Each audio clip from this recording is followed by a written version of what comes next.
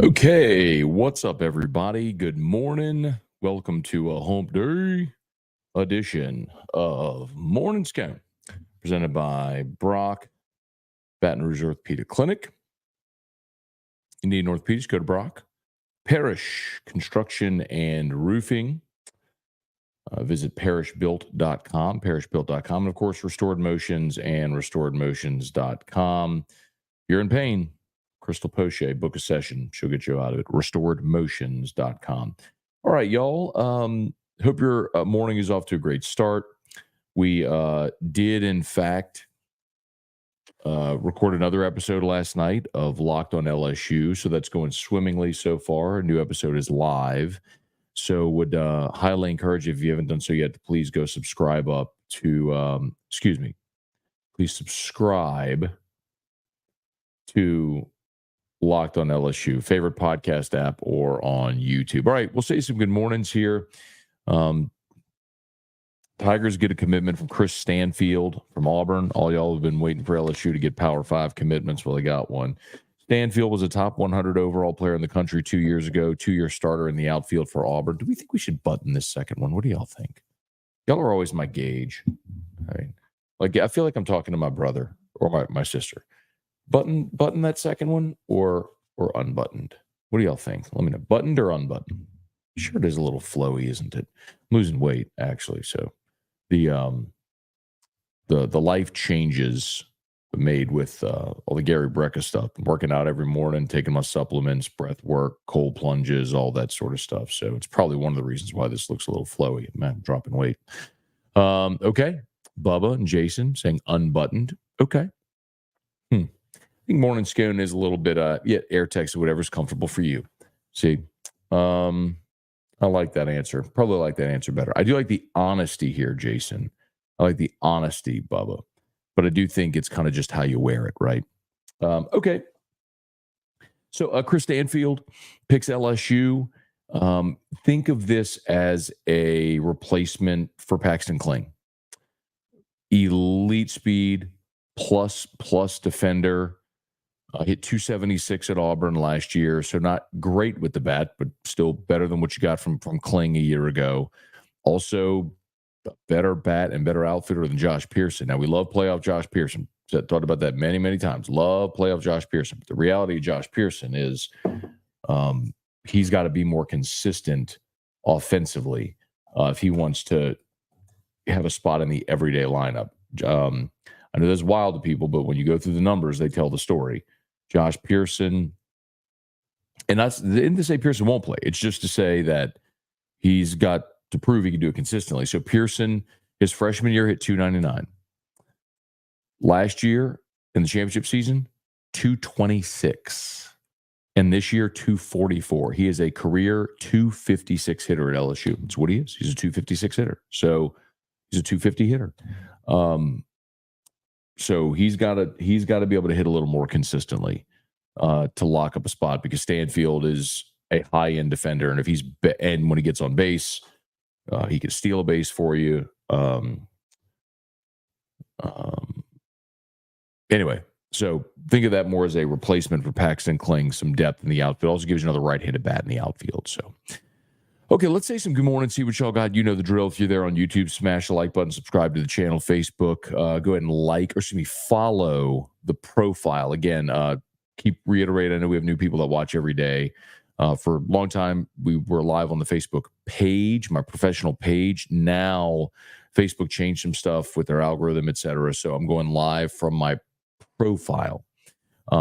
And so, yes, you could friend, but if you're out of friends, then you could follow the profile. So do me a favor there. If you're new, if you're there on Facebook, and I'm sharing it to my page every day, but follow that profile. The profile pic is me and Erica in New York. So appreciate y'all. Okay. Let's say some good mornings. Hey, Trivia, good morning first. Got you, bro. Brian, good morning from Jamestown, New York. Did you see the Bears video? I don't think he's coming back now.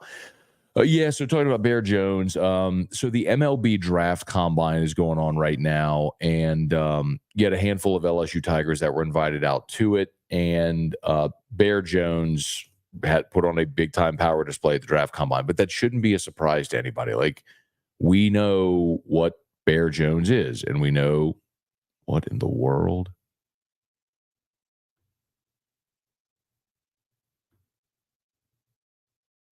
Oh, it's weird. Anyway, like we know what Bear Jones is. Now, the interesting thing for me, the more like, and y'all, my opinion has been on Jones. I've told you this for months now, that I think Bear Jones is going to get drafted. Someone's going to pay him $800K to $1 million, and he's going to sign. There are 7 players taking part in the draft combine. So it started yesterday. So it's Tuesday through Sunday. The 7 players are Luke Holman, Griffin Herring, Bear Jones, Gage Jump, Thatcher Hurd, Justin Lohr, Christian Little. Those are the 7. And the 2 draft eligible sophomores, of course, are Griffin Herring and Bear Jones. So I told y'all you got to sweat Herring. Now, I think Jones is going to sign. I've said that for a long time. I hope I'm wrong. I hope I'm dead wrong. I hope he comes back. Well, what I hope is for what's best for him. I want him to have great opportunities and do well. From an LSU perspective, of course, I hope he's back. All the other guys that I just mentioned are gone. But Herring is the interesting one that you're going to have to sweat, because if he goes out to this draft combine and throws really well, and a team decides that they want to make him an offer north of $500,000, do you take it? Maybe. Or do you come back to LSU for an opportunity to try to win a job in the rotation, where there's no guarantees? So I don't know. Herring is one you're going to sweat. You just sweat the draft. It's just what it is, man. It's just how the MLB draft works. You just sit there and you sweat, because you never know. That the teams hold all the cards, and it can be wildly unpredictable who they pick and what they offer, and that could absolutely change guys' minds. I mean, I know we talked about Derek Curiel out of California, top 10 player in the country according to Perfect Game, and is a 3rd, 4th round pick projected. But what if a team says, "Hey, we'll give you $1 million"? Does he take it? Maybe. So, I mean, I know he said he's coming to school, but so did Zach Von Rosenberg. So did Brody Colvin. Zach Lee was going through football practice at LSU. He was physically on campus going through football practice, and then the Dodgers offered him $6 million. Christian Cairo was on campus registering for classes. His agent called him. "We got this offer. Do you want to take it?" He took it. Just immediately just left. Was there like in the morning and was gone in the afternoon. So the draft is unpredictable. It happens. We'll all just sweat it out together. All right. LSU 0399, good morning. Jeremy Vince, Jason, good morning. Gunner, what's good, man? Good morning. Brant, morning, Scone. Day 2 in Orange Beach with the fam. On a scale from 1 to 10, how hot is LSU recruiting in baseball? Go Tigers. 7.5.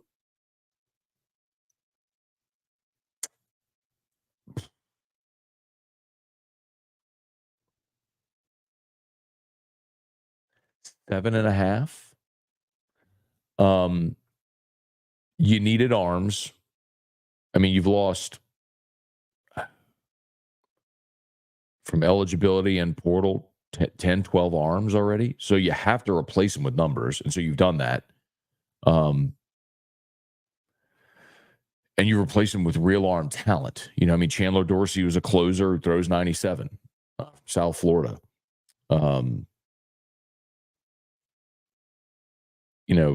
Devin Sheeran throws 98 and is a rotation guy with 2 years of eligibility.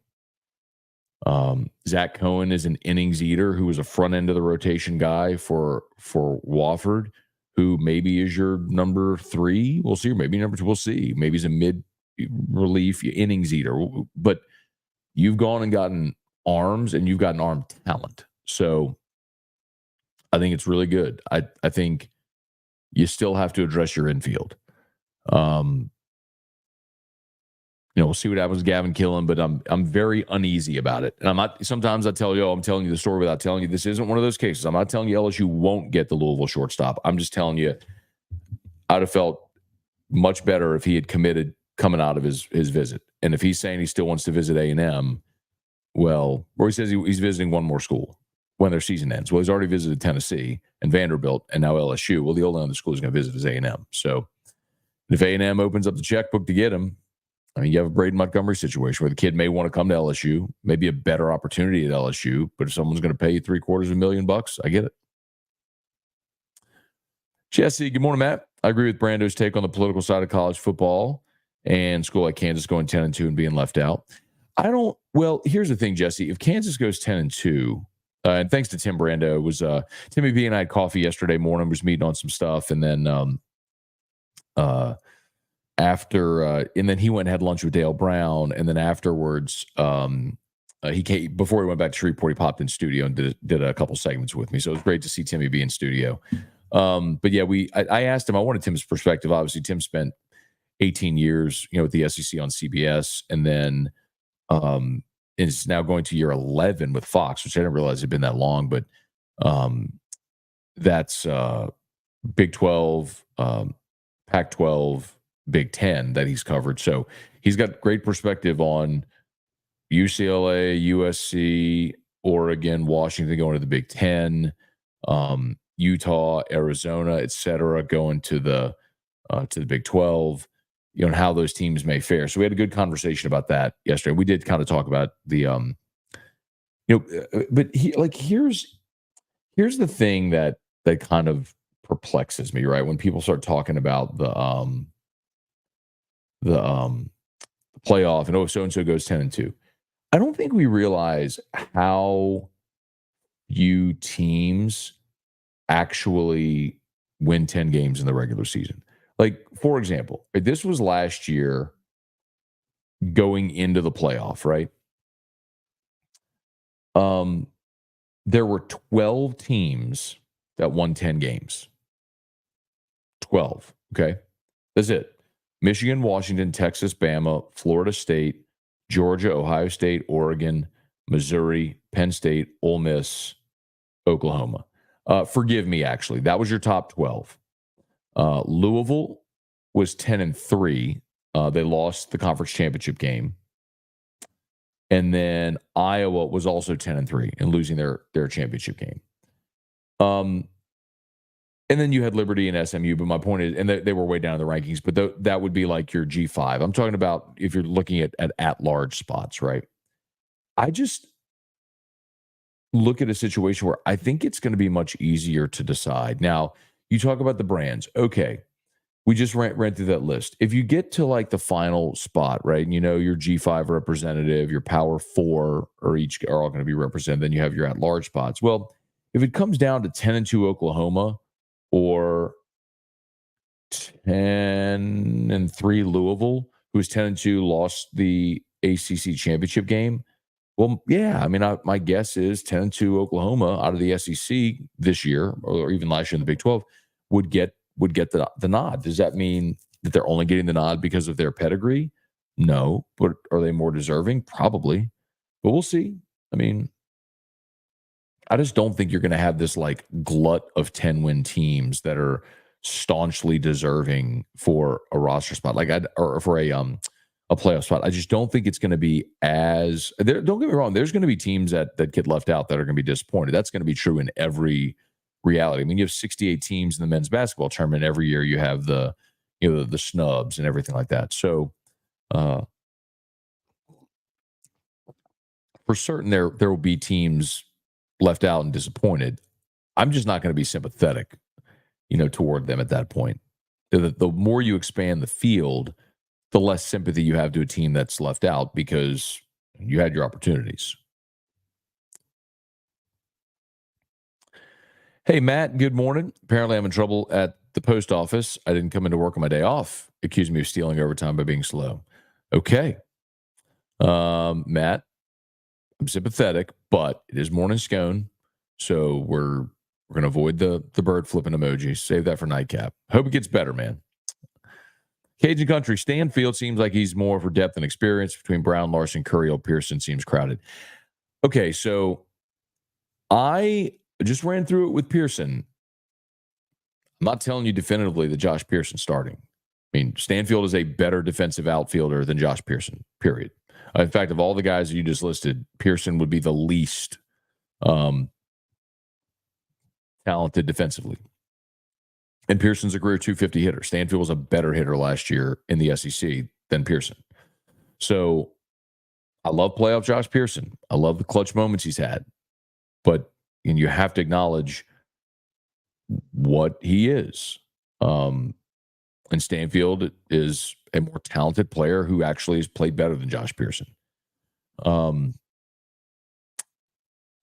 Curiel is very similar to Jake Brown in the sense that highly rated guy shows up on campus, probably doesn't start right away, but maybe by the end of his freshman season is playing more consistently, kind of like we saw with Jake Brown this year. So those things tend to work themselves out. But what you did is you gave yourself depth and options.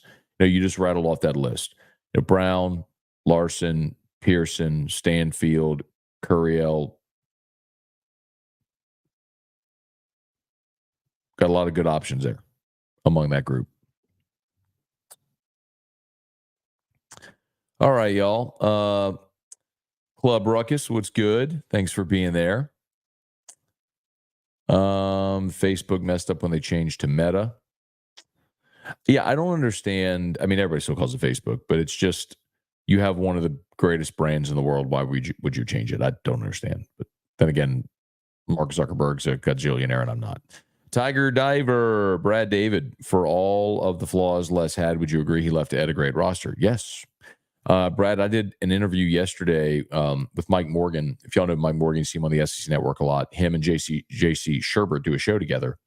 And I was a guest on their show, and we were talking about that. And they were kind of talking about would fans be impatient with Brian Kelly? And I said, no, because look at what he inherited. Brian Kelly inherited a situation where LSU was, 11-12 or 12-13 in the two previous seasons, and the roster was in shambles.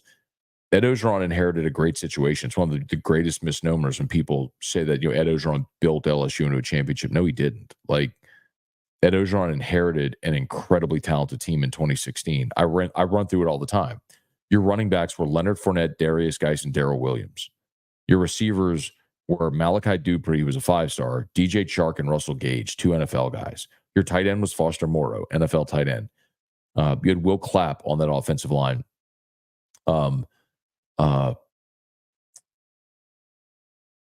Who was the 5-star tackle who played as a freshman who was awesome but got in trouble and got kicked off the team. Anyway, you ended up with like 3 guys on that offensive line that ended up playing in the NFL. Devon Gottschall was a defensive lineman on that team. Lockachar was a veteran defensive lineman on that team. Arden Key was an All-American that year. Your linebackers were Deion Jones, Duke Riley, and Kendall Beckwith. Your cornerbacks were Tre'Davious White and Dante Jackson. Your safeties were Jamal Adams, and I think John Battle might have been the other one, but I can't remember if it was John Battle. But the point is, like, that 2016 team should have been in the playoff. Like, they should have been in the playoff.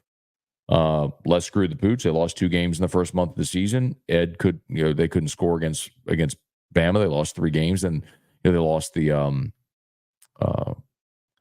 Florida game going in the wrong direction. But anyway, yeah. No, I mean, that 2016 team was insane. Was insanely talented. It's more of an indictment on Les Miles not winning with that team. Prods up. Good morning from LC. Dane, good morning. Chad Schaefer, good morning from Gatlinburg. Joey B19. Seems like there are only a few high-end players available in the portal this year. Hitting on all the others is going to be very important. I'd say there's sort of the consensus is that there's like 5, and you've already got 2 of them, and 2 more you had on campus. So they're doing okay, man. And it's not too remember, players can still enter the portal until July 2nd. It's only June 19th. So you got 2 more weeks, 2 weeks from yesterday. Players can still enter the portal. So we're not done yet. Kirk Taylor, Ray Langlois, Caleb Falk, good morning. Any update on Zach Root? No update. I was told he did visit last weekend, but no update. Weston Weaver, Brian Wynn, Gunner, Curious what a likely late round pick like Braswell would bring for a signing bonus. So the number I was told for Braswell is like if he gets 100K, he should sign. So the late round guy with some leverage, give him 100K, signs, go starts his career. Like that's his option. Or you come back to play another year at LSU and you don't, and then next year you're a senior sign and you get like 10, 20 grand, something like that. Cage World, morning Matt from LC. Do you think Corio can come and start right away? Yes. I mean, look, I was asking some people who would know yesterday, and I read this text on AFR. I'll read it to y'all too. This is about Corio. Direct quote. Derek will play as a freshman, but really needs to get stronger to impact the ball hitting. Best guess, part-time starter as a freshman, takes off sophomore year or even late in his freshman year. Similar to Brown, but not as much power. So I don't think he's a day one guy based on that. But I think he'll play.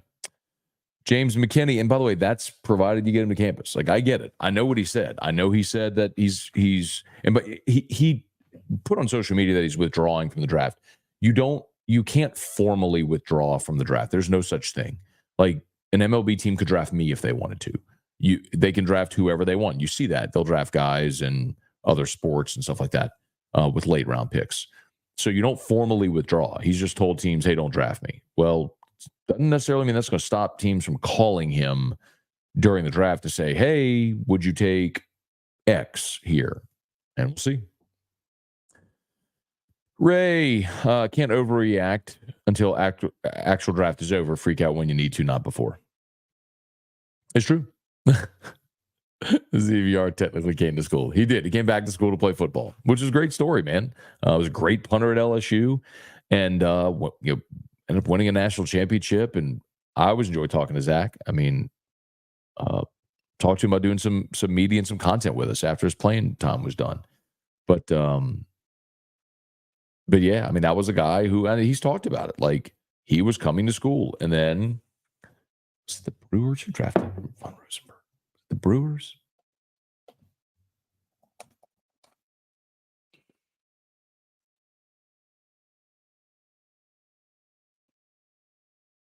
Pirates. 09. Pirates offered him $1.2 million. He was coming to school, and then the Pirates drafted. Pirates called him and said, hey, we'll give you 1.2. Okay, you're a millionaire at 18.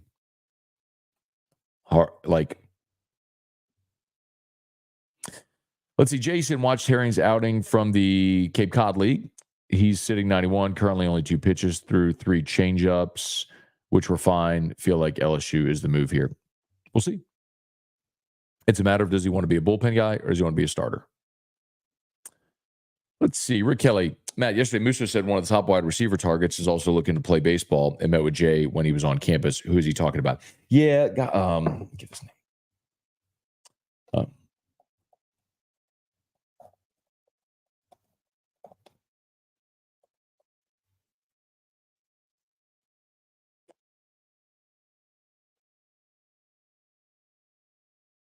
Oh, God, what's his name? If somebody knows his name, tell me.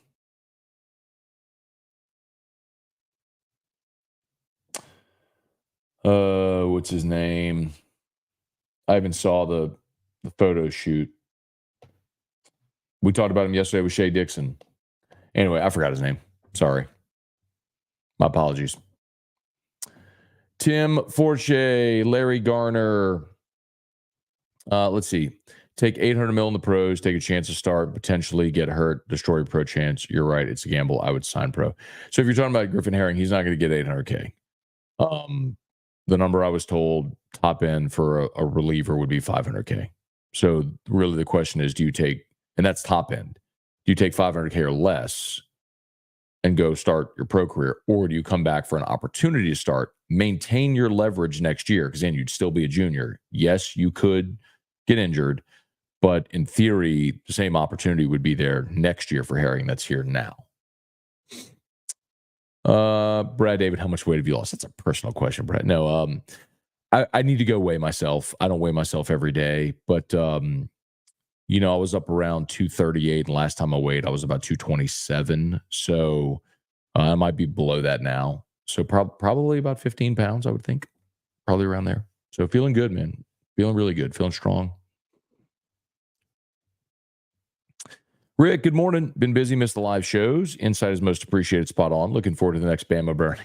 It's so funny, man. So we did one yesterday, and um, I love doing those segments. It's a lot of fun. It's theatrical, and radio is supposed to be fun. I say it all the time. Like people who try to be so serious. I mean, there's a time for that. And there's a time to have fun. And Bama is burning is fun, and for the most part, LSU fans love it, and it makes Bama fans cringe. And so I'm just trolling Alabama fans and having fun. But I do believe in a very legitimate sense that Kalen DeBoer is lowering their standard, and you're seeing it in the way they're celebrating. If you missed it, I mean, the numbers are what they are. Bama just got a commitment from a 3-star defensive tackle. And they had this big graphic out they're putting out there and all. And I'm not saying that no other school has ever signed a 3-star defensive tackle, but I went and looked it up yesterday. In 17 years, Nick Saban signed a total of 9 3-star defensive linemen. And you've never heard any. Well, let me take that back. You've heard one name, Quentin Dial. Quentin Dial in like 2011 was a 3-star. You'll remember that name. It's the only one you'd know. If you want to count Jesse Williams, you can, the Australian, but he was a JUCO guy. So outside of Jesse, so if you take away Jesse Williams, who's JUCO, Nick Saban signed eight 3-star defensive linemen in his 17 years at Bama. And you've only heard one of the names because none of them panned out. That's not Bama's standard. And they are lowering their standard. And it's Kalen DeBoer is a good coach, but their roster, which has been their recruiting classes 1 and 2 in the country every year, it's not that way anymore. They're like 6 right now with 17 commits. LSU's number 2 in the country with 11 commits. LSU has quality over quantity, which is what it used to be at Bama. Ain't no more. I mean, that's the reality. If I was going to say it in a very measured way, but I'm not interested in saying it in a measured way. I like doing Bama's burning. Ray, LSU should hedge their bets with all the flamethrowers. Do you know 1 or 2 is going to go down with Tommy John? It's impossible to predict. You just have to have numbers.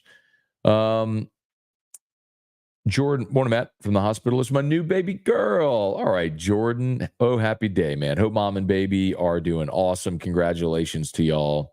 And hope your daughter's doing great. So first child, second, third, fourth, fifth. But congrats to y'all. Hope mom and baby are doing awesome, man. Fantastic news. Bubba Smith, Kirk Taylor, open up the checkbook, get Tim Brando in Baton Rouge. I could listen to him all day. Kirk, not necessarily looking at getting Tim in Baton Rouge, but was talking to Timmy B about some contributing roles and things like that. So we'll see what we can make happen. Okay, y'all, do me a favor. Please smash the like button, subscribe to the channel. I'm going to go a little past 8 today, but not too long, because I do have an 8:30, and there's stuff, like I got to start Drew's feeding tube and all that stuff. So there's some stuff I got to get done. But let's do a couple more minutes here. So I'm going to go quickly. Matt, any chance Guidry gets infield starts? I don't think so, man. It would be interesting if they don't land another infielder out of the portal. It would be an interesting option, but I haven't heard that. But it would be an interesting option. Matthew Denicola, is there somewhere I can see all the draftable LSU players, including high school, like I watch for them in the draft? Yeah, Matthew, if you just search, do you mean during the draft? Well, go when the draft starts, go on Twitter. There's the MLB draft tracker Twitter, which every pick it posts as every pick comes in. And then there's the MLB draft tracker at MLB.com as well. If you're looking for the players to watch right now, just go to the LSU, just search LSU baseball signing class, 2024 signing class. How's your Bud Wild thing, Mr. T? I haven't heard anything from him in a while. What?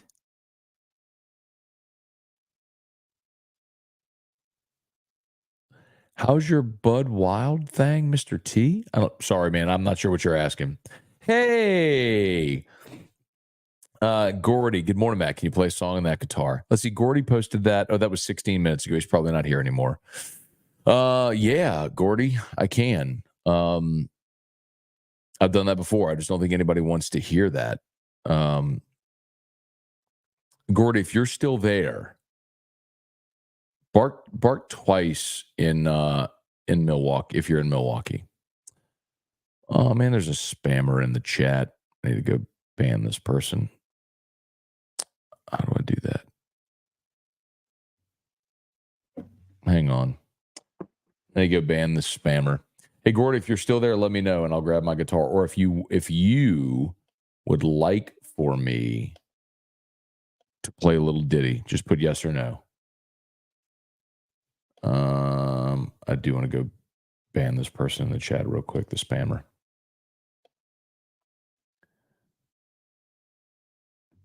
Oh. Yeah, I think Gordy's gone.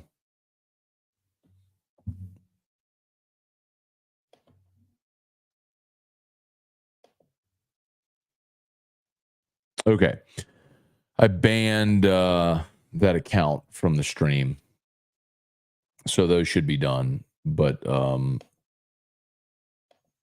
might take me a minute to delete all the comments on there. Anyway.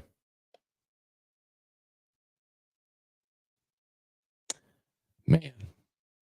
Spammers.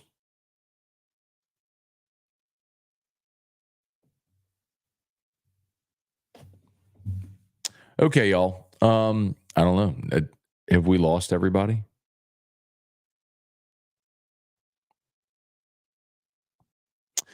Glenn, great seeing Tim Brando yesterday. Awesome Louisiana native from LSU, the Saints games. Yeah, man. Timmy B is the best. He's been a really good friend of mine for many years now. We actually first connected back in 2015, if you remember, when LSU canceled the McNeese game because of lightning. And we kind of butted heads a little bit on that, but we ended up talking on air and then off. And since then, he's been a really good friend. He's been a good sounding board for me as well. For a guy who's done a lot in the business over 40 years. So, yeah, man, it was great to have him. It was great to catch up with him yesterday morning, but also to have him in studio yesterday. Timmy B's the best, man. Gordy. Aaron, good morning. Hope everyone has a great day. Let's see any more.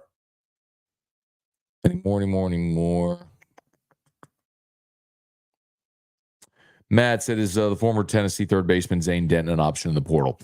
I haven't heard his name, Matt. It's a good question. Zane Denton started his career at Alabama, transferred to Tennessee, played a year ago, effectively sat out all this year.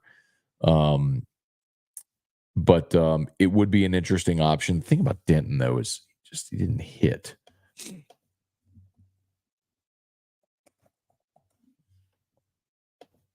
Denton, here you go. And I mean, to answer your question, maybe if they get in a pinch where they feel like they need a veteran option on the infield, which I think they're going to need a veteran option on the infield, then Denton could be an option, right? Let's see. Here you go. Oh, they just have so he hit in 20. So he didn't play this year at Tennessee. In 23, he hit 269. Get his Alabama numbers. So last year on the College World Series team, Zane Denton hit just under 270. Load.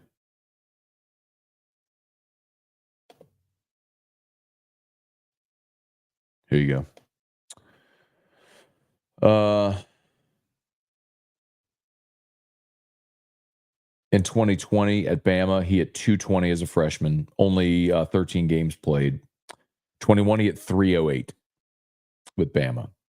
Then in 22, he hit 263. In 23, he hit 269. So he's got the COVID year. So he got 1 year remaining, but he's a career 276 hitter. He had the 1 year 308 at Bama in 2021, but maybe a veteran option for you. So, right. I got to get rolling here in a sec. All right, last few. Gamekeeper man, morning Matt. Don't want to sound like Debbie Downer. If we can't land the shortstop from Louisville and A&M does, are we truly the powerhouse of baseball? I mean, you did win the national championship a year ago. What game are you playing? Are you trying to win championships, or do you want to just pay a lot of people to get players? I mean, look, the bottom line is there's going to be some players that only want to check. There are going to be some players that want the experience. There are some players that are going to want the combination of both. LSU got a lot to offer, but you're not going to get every player. In a different era, does LSU land that kid? Probably. But if he wants to wait and hear from A&M because he could have stayed at Louisville, but he's in the portal, and if he wants to get a big payday and he's going to wait to see who the highest bidder is, okay. Ocho never got back with me, man. Bummed about it. What's the bottle? Back right? What's that bottle on your back right? There? That is, this is a very cool story behind that. That is a bottle of a Fighting 69th Irish whiskey. And it's a very cool story. And it dates back actually to the Fighting 69th, dates back to the Civil War, actually, and has tie-ins with the Fighting Tigers from which LSU, the mascot is derived, but connected with those guys. My buddy Chris Chernauskas, who Chris might be watching right now. I don't know. He watches a lot of the shows. Connected us with those guys, and one of the really cool things they do is for every bottle they sell, they donate proceeds to the charitable trust. So for the families of the servicemen and women from that battalion that were killed. So, and that's a commemorative bottle that they gave me when they were in town, and it's very cool keepsake. And I'm very honored to have it. And it's if you love Irish whiskey, I would highly recommend it. So when you buy it, not only are you drinking a good whiskey, but you're also supporting military families as well. So Fighting 69th Irish whiskey is what that is. Rick, why are there goofy people that spam like that? It's a bot. It's not really people. It's just spammers and bots doing that, trying to get people to click links and buy stuff or steal from them. Kirk, the price of being famous spammers. Jordan, oh, sorry, read that one. Justin, morning, Matt. I hear that sound. It's future Bear Jones counting the money he made himself yesterday. Glenn, did you talk to RC lately? Last time I talked to RC was whenever we had him on the show to talk about the 7-on-7 with Bryce Underwood and Harlan Berry. That was, I don't know, maybe 3 weeks ago, so a month ago or so. Let's see. Brian Wynn, Matt, it's official. Catholic High Baseball finished ranked number 1 nationally. Brian Wynn, you should have. I got a text yesterday morning at 5. I don't know, like 5:30 in the morning from Brad Bass with the graphic, the national champion graphic, and we had Brad Bass on AFR yesterday. So we talked about not only the championship, but also William Schmidt and Grant Bro, who's also committed to LSU. So from that Catholic High team. So exciting stuff, man, for sure. Okay, I think we're just about done. Thanks for being there. Y'all, please, if you're on YouTube, smash the like button, subscribe to the channel, Facebook, like the Matt Moscona page, share the post. We appreciate y'all for being there with us as always. Locked On LSU is live. So on your favorite podcast app, I would really, I mean, I'll tell you all this sincerely. You know, and I make this plea to y'all, to morning Sconers, because, you know, y'all are the P1 diehards, man. You know, Locked On LSU is a really great opportunity for me as that network has grown. I invested a lot of time and effort into that for 4 years, building that thing up, and you had to step away. Well, the opportunity to come back as that network has grown is a really good one for me. But it's a total rev share. So it's on downloads and listens and all that stuff. So if you could do me a solid, I would greatly appreciate it. Go to your favorite podcast app, whichever app that is, if it's Apple or Spotify or whatever, and search Locked On LSU and subscribe to that podcast, and listen. that would be immensely helpful. YouTube as well, but I'll tell you, the video component of it is great, and I want to grow that, of course. The bigger opportunity right now is on the audio side, but there's 149 of you watching live in this very moment. I mean, if all of you, as soon as we shut this thing down, if you could just jump on whatever podcast app, it'll take you 5 seconds. Open up Apple Podcasts, search Locked on LSU, hit subscribe. That would just be an immense help to me. I would really, really appreciate it. So, okay. I got to get going. Y'all have an awesome day. What up, Jerry? My guy right there. Looking forward to seeing Jerry around football season again, man. Over at Don Juan for a little whiskey and wine. He'll make plenty of weed jokes about Musso.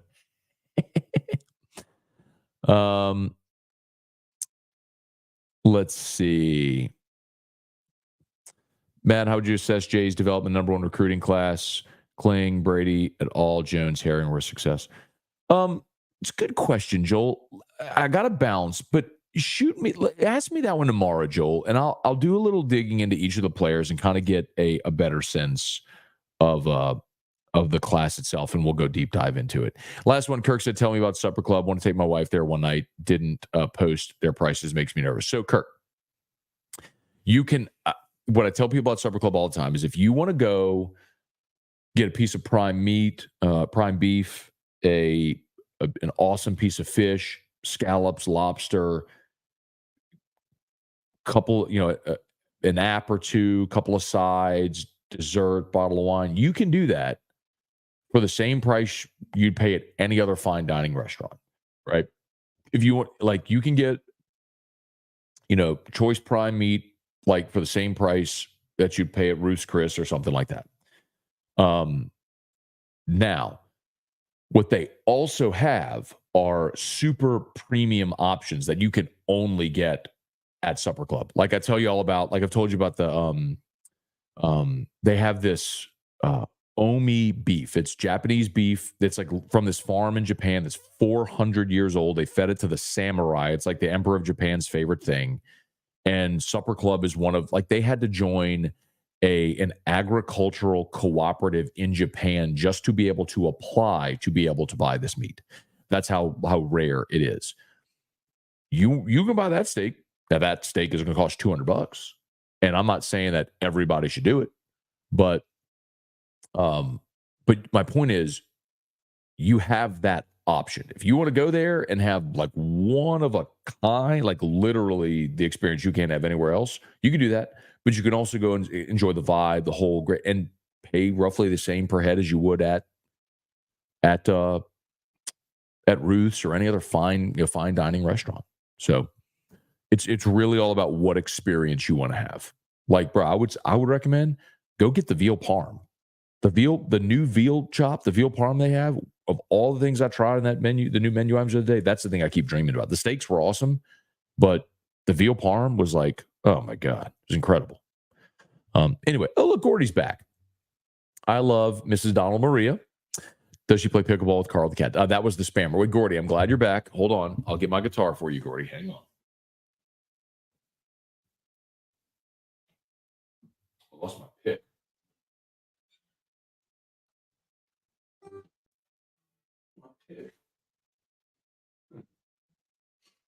Well,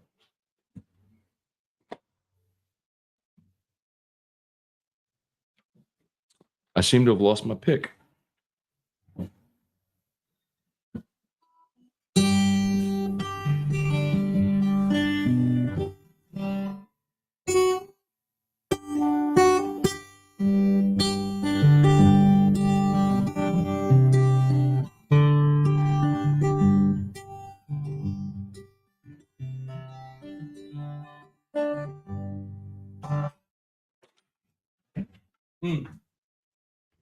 Oh, spice.